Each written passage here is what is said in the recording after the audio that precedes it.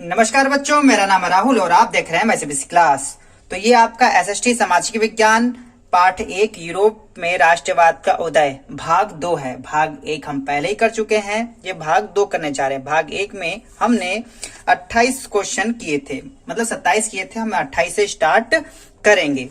तो ठीक है, तो 28 क्वेश्चन यहाँ स्टार्ट कर देते हैं। जिन्होंने नहीं देखा, लिंक डिस्क्रिप्शन में है, वहां पे जाके देख सकते हैं, या तो आपके वीडियो सेक्शन में जाके देख सकते हैं, क्योंकि इसमें से कई क्वेश्चन आपको मैच होते हुए मिलेंगे या तो रिपीटेड मिलेंगे।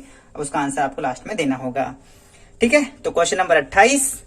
उम्मीद है आपको उस वाली वीडियो से काफी मदद मिली होगी। अब इस वीडियो को कर रहे हैं ताकि इसमें आप और इससे मदद मिल सके, और ये वाला अध्याय समाप्त हो जाएगा। इसके बाद हम अगले अध्याय पे चलेंगे। तो चलिए जल्दी से शुरू करते हैं। Question number 28। जेनेवा के इटावली क्रांतिकारी का नाम बताएं। तो 4 ऑप्शन। पहला है मेट्टे निर्च, जोहान फ्राइड, जूसेफ मैजीनी। इसमें से कोई नहीं। तो जोहान के जो क्रांतिकारी का थे वो जूसेफ मैजीनी थे। तो इसका आंसर हो जाएगा घ। तो चलते हैं क्वेश्चन नंबर 29 तरफ। यंग यूरोप क्या था? यंग यूरोप क्या था? तो इटली का विजन, गुप्त समाज, इटली का राष्ट्रगान, इसमें से कोई नहीं। जैसा आपने पता था वो गुप्त एक समाज था, तो इसका आंसर चुपचाप हो जाएगा 29 का ख, गुप्त समाज। क्वेश्चन नंबर 30 की तरफ चलते हैं। कॉन्स्टेंटिनोपल की संधि से डैश को एक स्वतंत्र राष्ट्र के रूप में मान्यता मिली। तो 4 ऑप्शन है, 4 ऑप्शन पढ़ लेते हैं। ग्रीस, ऑस्ट्रिया, इटली, इसमें से कोई नहीं। तो इसमें आपका आंसर होगा ग्रीस। जब आप ये अध्याय कर रहे थे तो ये नाम कई बार आया था ग्रीस का। ठीक है, तो क्वेश्चन नंबर 31 तरफ चलते हैं। क्वेश्चन नंबर 31 है, निम्नलिखित में से किसे राष्ट्रवादी भावना को विकसित करने में भूमिका निभाई?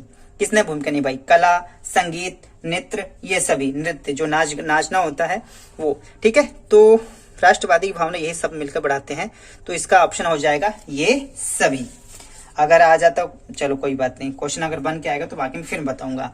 क्वेश्चन नंबर 32 तरफ चलते हैं। 32 है, 1861 में संयुक्त इटली का राजा किसे घोषित किया गया?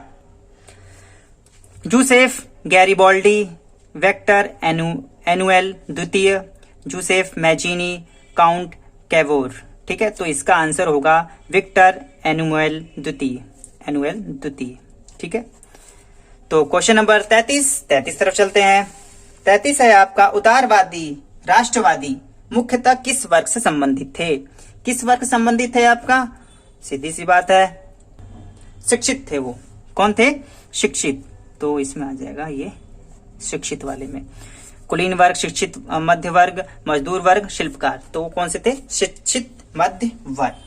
34 पे आते हैं। ये आप 34 का खुद आंसर देने का प्रयास कीजिएगा एक बार।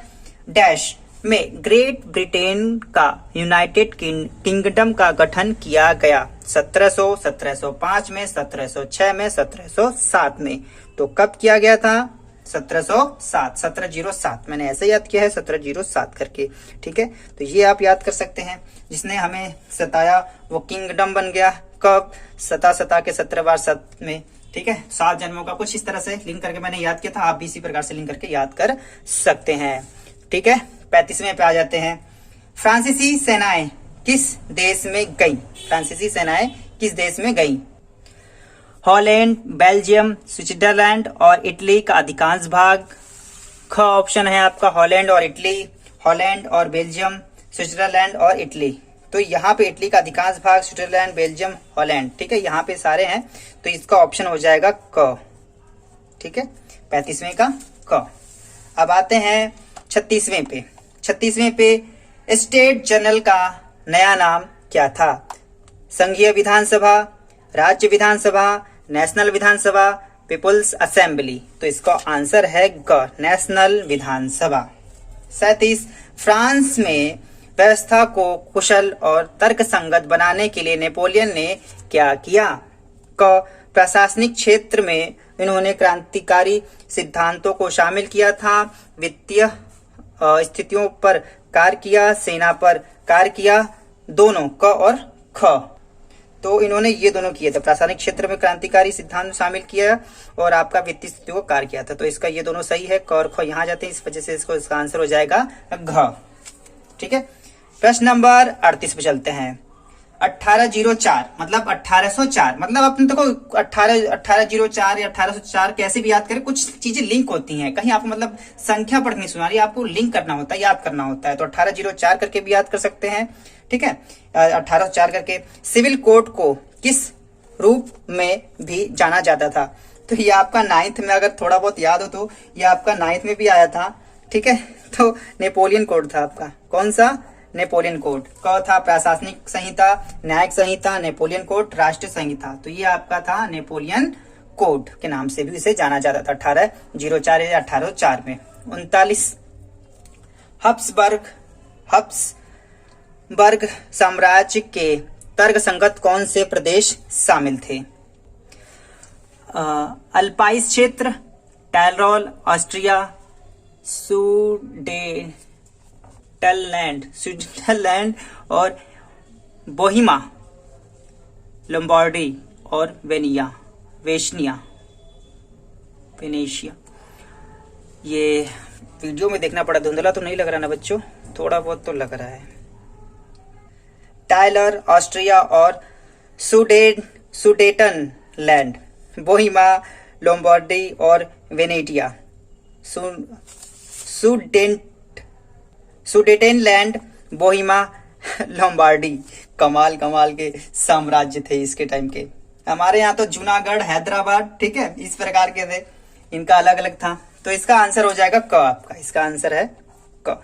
ठीक है, तो 40 पे आ जाते हैं। क्वेश्चन नंबर 40 है, फ्रांस में पूर्व शाही मानक को बदलने के लिए किस नए डिजाइन किए गए फ्रांसीसी ध्वज को चुना गया? किस नए डिजाइन को फ्रांसीसी ध्वज के लिए चुना गया था? पहला है आपका यूनियन जैक, ट्रिकलर, ट्रिकलर था वो, व्हाइट साल्टायर, रेड क्रॉस। तो चुना गया था ट्रिकलर। वैसे ट्राइकलर होना चाहिए था, ट्रिकलर। ठीक है, तो ट्राइकलर होता है, अलग अलग हिंदी में लिखा गया, इंग्लिश वाले में होता है वो जो स्पेलिंग, तो सही रहता। फिर कोई बात नहीं, ट्रिकलर भी कह सकते हैं इसे आप। 40 फिर आते हैं आपके 41 पर। निम्नलिखित में से किस सुधार ने फ्रांस में पूरी व्यवस्था को अधिक तर्कसंगत और कुशल बना दिया था? प्रशासनिक सुधार, सामाजिक सुधार, ठीक है, और आपका क्या है, आर्थिक सुधार और राजनीतिक सुधार। तो इसका आंसर हो जाएगा प्रशासनिक सुधार ने। ठीक है, प्रशासनिक सुधार। इसके बाद आते हैं 42 पे। क्वेश्चन नंबर 42, फ्रांस में लोकतंत्र को किसने नष्ट किया? Adolf Hitler, Benito Mussolini, Napoleon Bonaparte, Otto von Bismarck. तो इसका आंसर होगा नेपोलियन बोनापार्ट। 43 नंबर पर, हैब्सबर्ग साम्राज्य द्वारा किस क्षेत्र पर शासन किया गया था? 43 वाला। देखो ये आपका रिपीटेड क्वेश्चन है, अगर आप ध्यान से मेरी पिछली वीडियो आपने देखी होगी तो आप इसका आंसर आप आसानी से बता सकते थे। तो हैब्सबर्ग साम्राज्य किस क्षेत्र पर शासन करता था? Austria Hungary. तो इसका भी वही इसका आंसर हो जाएगा, ऑस्ट्रिया हंगरी। बाकी पढ़ने की जरूरत तो है नहीं। अगर आपने इसी वजह से कहता हूँ हर वीडियो को एकदम धीरे धीरे देखा, भगा के, कई बच्चे भगा के देखते हैं, उनको लगता है ऑप्शन आंसर मिल गया तो फटाक से, लेकिन कौन सी चीज कई बार देर से देखने में हमें दिमाग में कई बार चीजें बैठ जाती हैं। 44, और यह तो ऑप्शन वाले हैं, यदि आप सोते टाइम पे भी इसे आप फोन के कान के पास लगा लेंगे तो आप क्वेश्चन भी सुनते रहेंगे, आंसर भी सुनते रहेंगे, इससे आप आसानी से कर भी सकते हैं। 18वीं शताब्दी के मध्य में यूरोप में मुख्य व्यवसाय क्या था? व्यापार, वाणिज्य, किसान या कृषि, शिल्प, कौशल, उपरोक्त सभी। खासकर उसमें था किसानी। क्या था? 18वीं शताब्दी में किसानी हुआ करती थी। 45, पूर्व और मध्य यूरोप में प्रचलित भूमि जोत के पैटर्न की मुख्य विशेषता क्या थी? किराएदार, ठीक है, टेंट्स, विशाल संपदा, छोटे मालिक, जमींदार। तो इसका आंसर है आपका विशाल संपदा। क्या है? विशाल संपदा। 46 क्वेश्चन नंबर, किस देश ने भाषा का प्रयोग राष्ट्रीय प्रतिरोध के हथियार के रूप में आरंभ किया था? Poland, Persia, Hungary, Austria. तो इसका आंसर है पोलैंड, पर्शिया। ठीक है, 47 पे आते हैं। 47 है, उदार राष्ट्रवादियों द्वारा किस प्रमुख मुद्दे या विषय की आलोचना की गई थी? प्रेस को नियंत्रित करने के लिए सेंसरशिप कानून, चर्च का संरक्षण, एक आधुनिक सेना, कुशल अधिकारी वर्ग या नौकरशाही। तो आलोचना की गई थी प्रेस को नियंत्रित करने के लिए सेंसरशिप कानून। सेंसरशिप कानून या कोई फिल्म है क्या? चलिए क्वेश्चन नंबर 48 पे आ जाते हैं। क्वेश्चन नंबर 48 इस प्रकार से है, जर्मन दार्शनिक जोहान गॉटफ्राइड ने दावा किया कि एक जर्मन संस्कृति की खोज की जानी थी। आम लोग, कुलीन, मध्य कुलीन वर्ग, इसमें से कोई नहीं, वो था आम लोग। इसका आंसर क्या होगा? आम लोग। क्वेश्चन नंबर 49 वोक्सजिस्ट का अर्थ है संस्कृति, राष्ट्र की आत्मा, संगीत, इसमें से कोई नहीं। तो इसका अर्थ है राष्ट्र की आत्मा। आप जब वर्कशीट कर रहे थे तो ये आपका शब्द उस टाइम पे भी आया था। क्वेश्चन नंबर 50, वह स्थान जहां याजक और धर्माक्षय दंडित किए जाते थे? साइबेरिया, फ्रांस, मंगोलिया, इसमें से कोई नहीं। वो स्थान है साइबेरिया। क्या है? साइबेरिया। ठीक है। क्वेश्चन नंबर 51 का है, सीमा शुल्क संघ का जोल्वेरियन ने क्या किया? कर की समाप्ति, टैरिफ बाधाओं की समाप्ति तथा मुद्रा की संख्या को 3 से 2 कम कर दिया।